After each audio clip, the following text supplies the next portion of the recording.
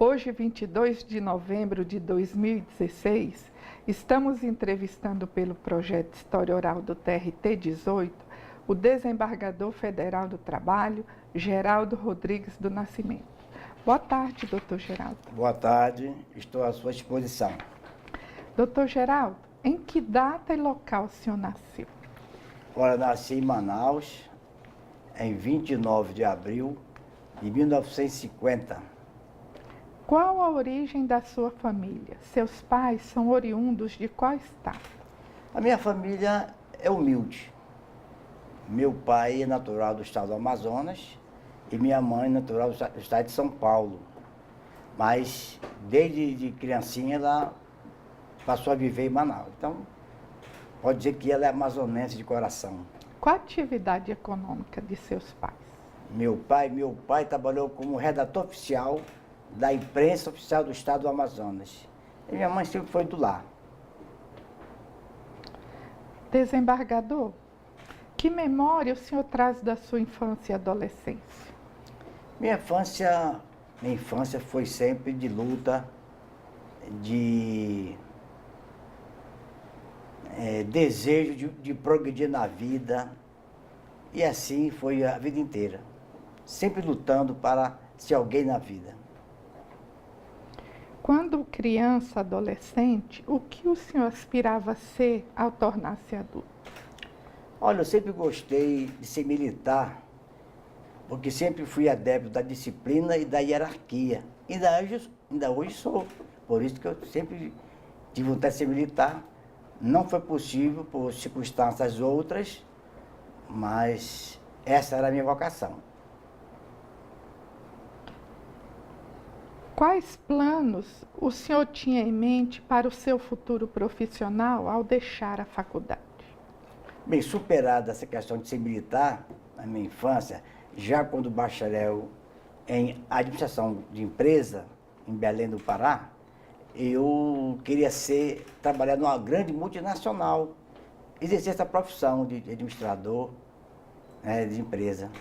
Após concluir o curso de Direito, mudei de objetivo e passei a desejar seguir a carreira jurídica, qualquer que fosse, juiz, promotor, etc.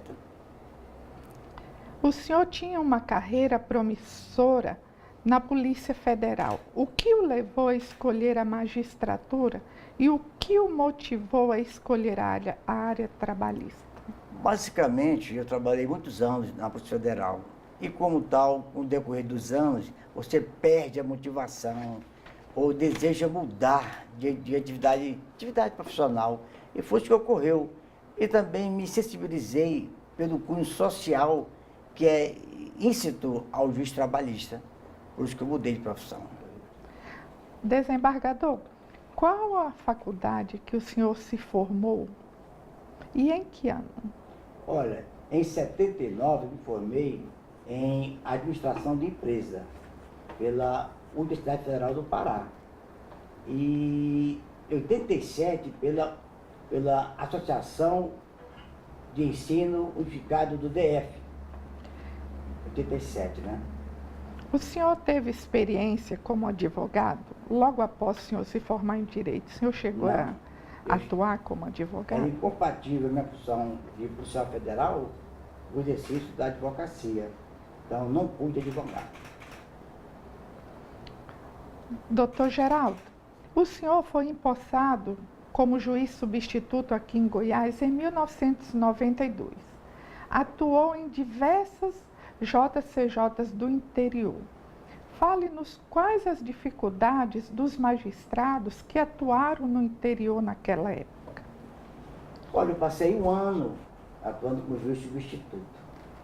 Trabalhei em várias unidades JCJ de TRT e o que eu mais sentia como questão mais difícil é que o pessoal que trabalhava nas juntas era o mais requisitado, pessoa requisitada do município. E a ingerência política atrapalhava um pouco. Também a falta de oficial de justiça contribuía para criar um clima de dificuldade, porque era difícil eles cumprir os mandados. em interior, nas fazendas, então isso tinha muita dificuldade. Desembargador geral, o senhor foi empossado como juiz substituto aqui em Goiás em 1992.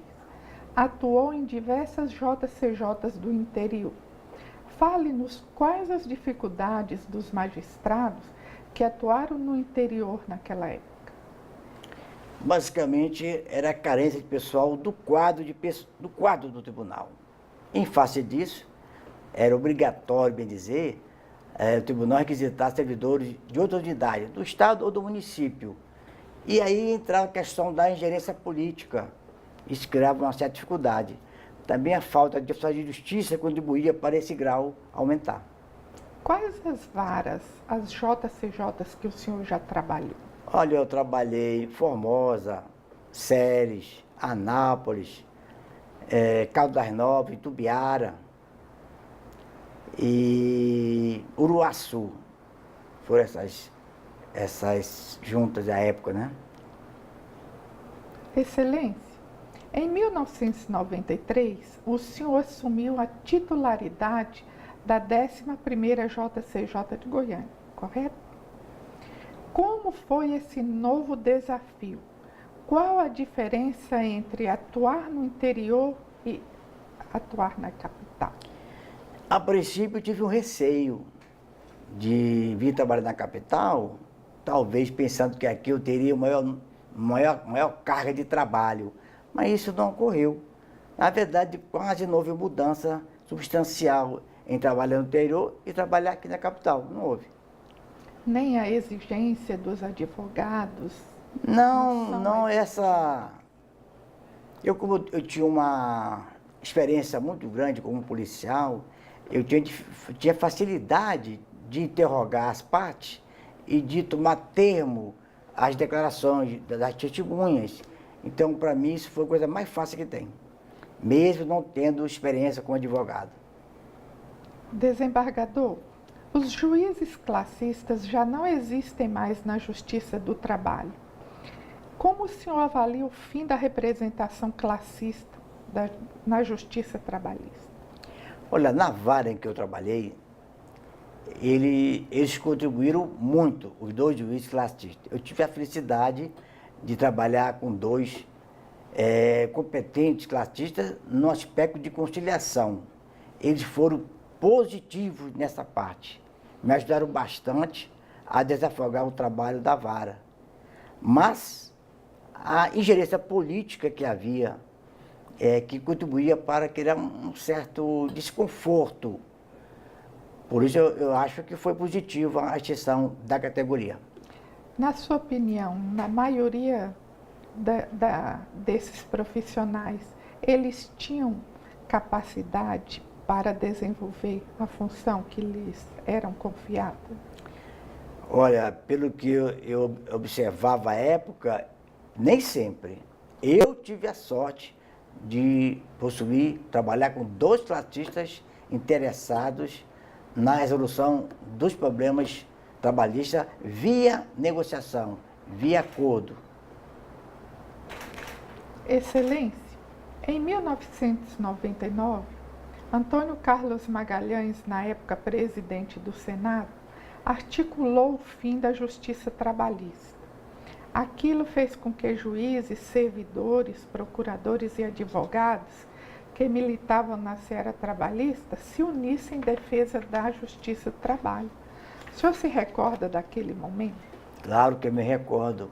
Foi um período de muita apreensão para toda a categoria, não só dos magistrados, como para os servidores e advogados. Mas esse período de conturbada política nacional foi útil. Por quê? Porque nós, magistrados, servidores, chegamos à conclusão de que nós deveríamos ter mais poderes, ampliar nossa competência. E ampliando a nossa competência, nós ficaríamos mais importantes. Nós podíamos impor. E foi essa a contribuição que o falecido Antônio Magalhães nos concedeu, entre aspas, né? Provocar o aumento da nossa competência. A tentativa de precarização da Justiça do Trabalho hoje tem semelhança com aquela de 1999? Não, eu acho que não. Naquela época, o objetivo era extinguir a Justiça do Trabalho. Hoje, não é isso. No meu sentir, o que está ocorrendo é que, em face do desequilíbrio fiscal, os críticos da Justiça do Trabalho se voltaram contra ela. Mas não com o desiderato de extinguir, desmantelar, e sim de cortar gorduras. E isso está acontecendo, inclusive no nosso regional. E, até certo ponto, isso é válido, porque há realmente gastos excessivos que devem ser coibidos em outros poderes do judiciário, poderes dos tribunais, né? No TST, STJ, Justiça Federal, Justiça Estadual, tem que cortar gastos realmente. Desembargador, como o senhor avalia a relação da sociedade goiana com a Justiça do Trabalho hoje? Nós sempre fomos vistos como uma justiça célere e bem conceituada. Essa imagem ainda hoje, esse conceito hoje ainda existe. A Justiça do Trabalho de Goiás é uma das mais benquistas do Brasil. E nisso nós somos reconhecidos pela sociedade goiana. O senhor acha que os trabalhadores confiam na Justiça do Trabalho? Confio. Creio que sim. Daí o acúmulo de processos que aqui desaguam, né? E um crescente aumento de demanda no trabalho. É uma prova disso. Excelência, a Justiça do Trabalho é sempre vista como uma justiça social. É comum ouvir as pessoas falarem que ela é uma justiça pró-empregado. Por que há essa sensação na sociedade e por que a Justiça do Trabalho se difere tanto da justiça comum? Isso é um preconceito, entre aspas, que ainda existe, embora em menor dimensão. Se nós somos uma justiça social, nós temos que trilhar pela esfera social. Mas, na verdade, a Justiça do Trabalho não é paternalista, nem é direcionada a proteger o empregado. A legislação é que protege o empregado, evidentemente, em face do empregador, que é a parte mais forte na relação empregado-capital. Por isso, as leis é que asseguram direitos. E como, às vezes, muitos empresários não cumprem a lei trabalhista, deixam de pagar certos direitos, o empregado vem a nós para que nós decidamos como entender de direito. Agora, esse sentimento de proteção, hoje em dia, já não existe mais. Os novos juízes já estão imbuídos de outra mentalidade, dos juízes mais antigos, que tinham essa tendência pró-empregado. Hoje não. Aqui no tribunal, pelo menos, o número de recursos que são acolhidos, são providos do empregador é muito grande. Sempre as sentenças são reformadas, seja total, seja parcialmente. Por que a Justiça do Trabalho se difere da Justiça comum? É muito simples. Nós somos uma justiça social. Como a legislação cria direitos, assegura direitos ao trabalhador, e nós decidimos esses direitos, sempre decisões, sempre não, geralmente são favoráveis ao empregado, porque o empregador, talvez premido pelos encargos que é obrigado a cumprir, ele deixa de cumprir esse ou aquele direito. Agora, outro fator preponderante é que na justiça comum, a prevalência do direito, do princípio da igualdade entre as partes. As partes são tratadas igualmente. E aqui não. A lei que trata desigualmente as partes. Entendeu? Excelência, a Justiça do Trabalho hoje é a justiça mais célere, a mais respeitada e a de mais fácil acesso também. A que se deve a isso? Olha, nós somos uma justiça que trabalha, que vive o dia a dia com a necessidade do empregado. E claro, ele para comparecer ao trabalho, requerer a tutela adicional, ele geralmente é dispensado. Então, o juiz lida com a fome, lida com a necessidade. Isso faz com que ele tenha uma visão social mais aflorada, mais forte, no sentido de acelerar que aquele empregado ou ex-empregado obtenha o direito que ele está perseguindo. Esse espírito, né? É a sensibilidade social de quem é investido o juiz trabalhista.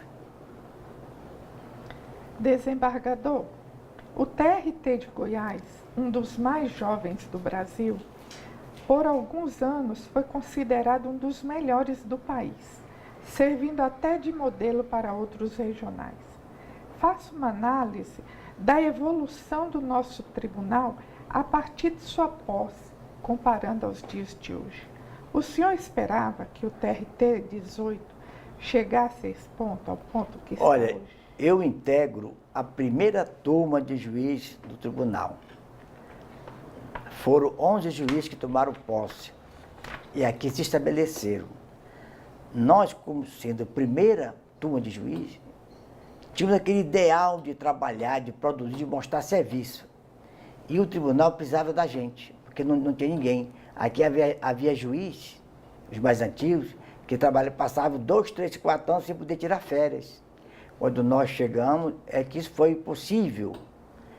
Com o tempo, houve o aumento da demanda, novos juízes tomaram posse, e chegou a um ponto de o tribunal crescer de tal forma que já começou a não ter aquela celeridade que nós todos desejamos e queríamos. Foi nesse período de perda dessa celeridade do conceito que na administração do desembargador Platon, parece que houve uma contaminação, entre aspas, que envolveu todos os magistrados e servidores e todos ficaram imbuídos de colaborar o nosso então presidente, na sua administração, e todos trabalharam com muita garra, com muito ardor. E o tribunal voltou a ser sério como era. Em seguida, aumento das demandas, e o tribunal começou a perder um pouco aquela celeridade que lhe era peculiar. E hoje em dia nós estamos lutando para manter esse conceito a duras penas. Estamos mantendo, mas com alguma deficiência.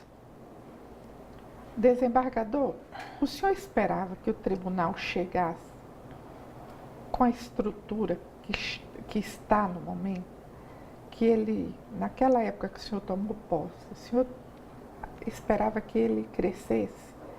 Sinceramente, eu acho que nenhum juiz da minha turma, nem das subsequentes, pensariam, supunham que o tribunal chegaria a este nível, né, de criar um complexo, de construir um complexo trabalhista.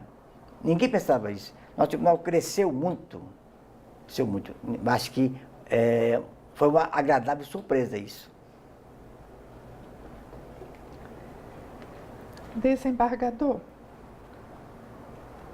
em outubro de 2010, o senhor tomou posse no cargo de Desembargador Federal do Trabalho. Como o senhor se sentiu nesse novo desafio? Poderia falar sobre esse novo momento em sua vida? Vantagem, evidentemente, que os desembargadores têm. As benesses próprias do cargo, né, são muito importantes, são sempre bem-vindas, o que não ocorre no juiz de primeiro grau. Agora, A dificuldade que todos nós, oriundos do primeiro grau, quando chega ao segundo, é que lá nós temos liberdade de decidir monocraticamente. O certo ou errado nós decidimos. Aqui no tribunal, a gente pede essa liberdade, que você integra um colegiado. Então, vence a maioria. Então, você às vezes é obrigado a se curvar, porque a maioria se decidiu. Então, essa é a dificuldade quem vem do primeiro grau para o segundo. Excelência, o nosso tribunal está sempre em expansão. A cada gestão ele cresce mais. Acredita-se que a continuidade administrativa e a eficiência de nossos magistrados e servidores são os destaques do nosso tribunal. O senhor concorda com essa afirmativa? Ou mais ainda, o senhor apontaria outros fatores? Olha, de fato, o nosso tribunal possui um corpo de servidores e de juízes comprometidos com a eficiência, com a celeridade processual. O crescimento é próprio do aumento da população e, como corolário, do aumento das demandas. Como a sociedade confia no nosso trabalho, ela procura para obter o direito que ele julga ter. Por esse aumento cada vez crescente das ações, embora se modernize, se adote novas tecnologias, não se consegue dar vazão ao aumento dos processos. Desembargador, como magistrado que vivencia o PJE no seu dia a dia, o que tem a falar sobre essa ferramenta? No início, nós usávamos o eJus, uma ferramenta que agradava a todos nós. Ninguém tinha dificuldade para operar. Depois veio o PJE. Nós fomos obrigados a adotar esse sistema. No início criou embaraços, porque estava sendo implantado paulatinamente. Algumas varas sim, outras não. E hoje, até hoje, o sistema não está sendo eficiente no seu objetivo, que era possibilitar uma ferramenta de maior recurso. Pelo contrário, são frequentes as inconsistências do sistema. E isso, no meu sentido, é um fator que está atrasando a entrega da prestação jurisdicional. Doutor Geraldo, como o senhor vê a definição pelo CNJ e CSJT de metas aos tribunais? Não vejo com bons olhos. No meu sentir, esses órgãos que você acabou de mencionar estão mais preocupados com estatística de que com a pessoa do magistrado, com a saúde do magistrado. Então, o magistrado hoje fica vinculado a números. E isso aí não é bom. Não estou dizendo que não se deva fiscalizar a atuação do magistrado, mas nem tanto. Tem que priorizar também a saúde e o bem-estar do magistrado. Desembargador, na sua opinião, a Justiça do Trabalho mudou de perfil nos últimos anos? Mudou. Mudou por quê? Porque hoje em dia a Justiça do Trabalho não está muito... os julgamentos mais recentes já não são tão favoráveis ao empregado. É comum, é muito frequente as decisões favoráveis ao empregador. Aquele preconceito, entre aspas, de que aqui se julga a favor do empregado, não existe mais. Então, esse sentimento acabou. E também nós estamos mais tendentes a se utilizar do processo civil, as regras do processo civil, do que do processo de trabalho. Parece mentira, mas é verdade. Excelência, como magistrado, o que tem a falar sobre a terceirização? Eu acho válida a terceirização. O que se discute hoje em dia é a terceirização, se ela é legal ou não, na atividade fim. E essa matéria está sendo objeto de recurso perante o excelso STF. Mas a terceirização da atividade meio, ela é perfeitamente válida.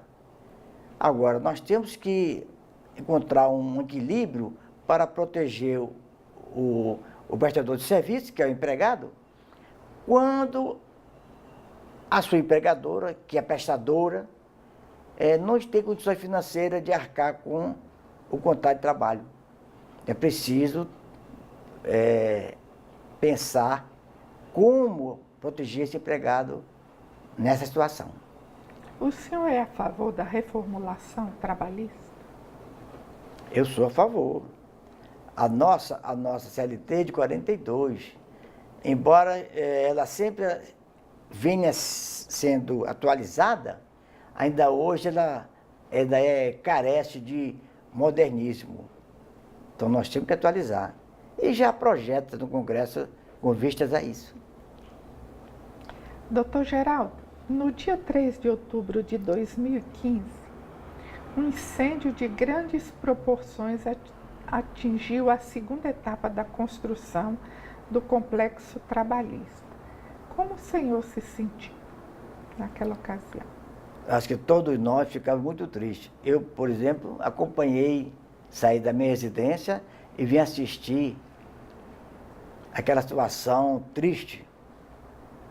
E mais triste pela impotência do Corpo de Bombeiro de conseguir apagar o incêndio.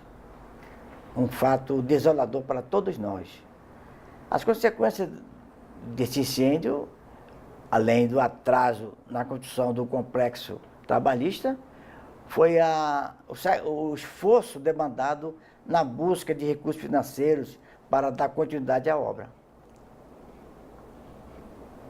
Doutor Geraldo, o corte no orçamento do Judiciário obrigou os tribunais de todo o país a adotarem cortes sob ameaça de fechar as portas.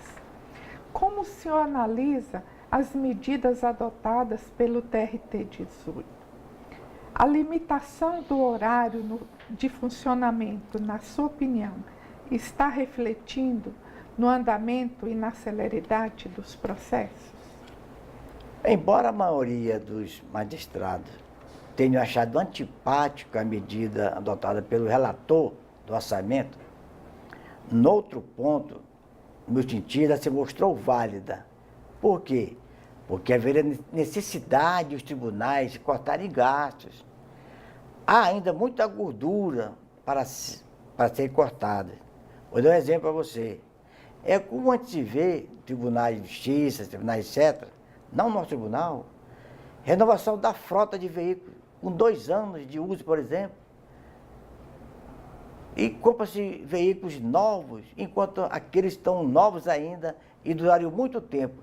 Isso é que é a gordura que tem que ser decotada. E os cortes adotados por alguns tribunais, o senhor acha que tem afetado o andamento dos processos? Entre essas gorduras, houve cortes no orçamento. O nosso tribunal, na pessoa do presidente Aldon, adotou medidas simples, mas que resultaram vantagem, resultaram benefício para o tribunal. Não houve perda substancial com relação, por exemplo, à prestação judicial, embora tenha sido reduzido o horário nas varas, mas não afetou de forma substancial a entrega da nossa atividade básica, que é a prestação judicial. Excelência, o senhor percebe semelhança nesse processo de desmantelamento, essa tentativa de enfraquecimento pelos quais a Justiça do Trabalho passa hoje, com aquela de 1999, quando o senador Antônio Carlos Magalhães lutou pela extinção desta especializada? Por que a Justiça do Trabalho incomoda? O senhor teme o fim da justiça do trabalho? Na verdade, todos nós ficamos apreensivos com esse comportamento de alguns deputados em restringir ou enfraquecer esse trabalho. E a maneira mais fácil é cortar orçamento. Cortou o orçamento, você não pode dar vazão às suas necessidades. Mas extinguir esse trabalho, não.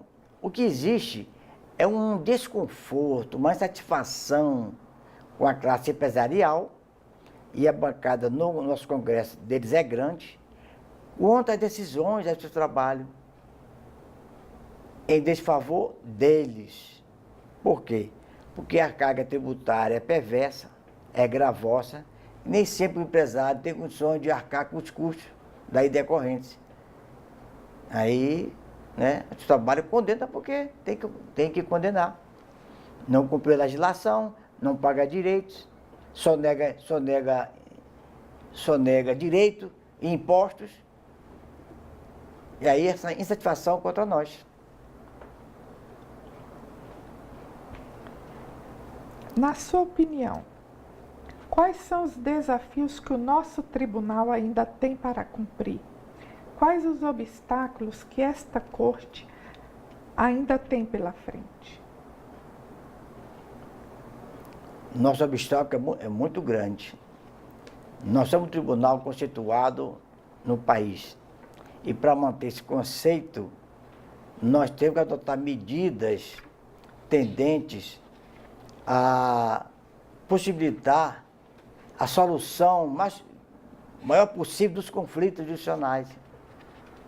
Acelerar os acordos, né, para facilitar, reduzir o número de demandas, racionalizar o serviço.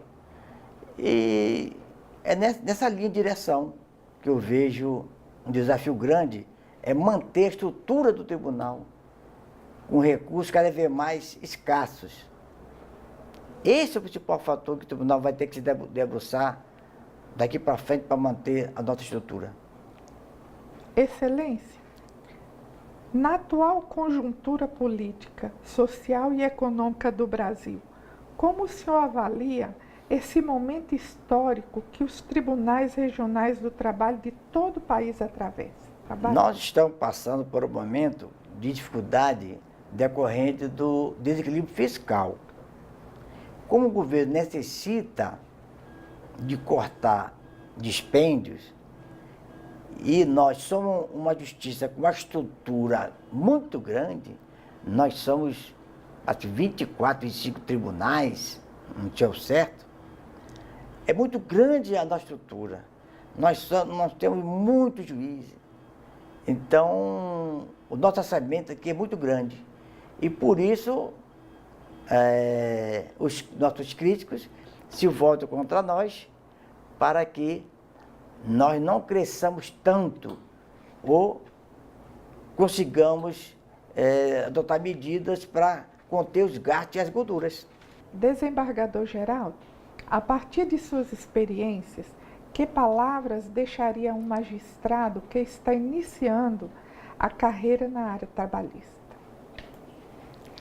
A minha sugestão, ou conselho, se assim eu posso dizer, é que o colega que está entrando agora, ou não, já esteja trabalhando, sempre visem trabalhar com garra, com amor, goste do que faz. Sempre pense no jurisdicionado, pensando em entregar sentença nos prazos. E um conselho também que eu dou é que nunca presida uma audiência sem ler o processo. Muitas vezes o colega não lê o processo, chega na audiência, cria-se um clima de desconforto, porque o advogado faz uma pergunta, o juiz ou indefere ou não indefere, porque não lê o processo, e acaba criando atrito. Isso é comum no nosso meio. atrito nas audiências porque o colega não leu o processo, não tem segurança. E um juiz inseguro na condução das audiências é a pior coisa que tem. Certamente haverá atritos.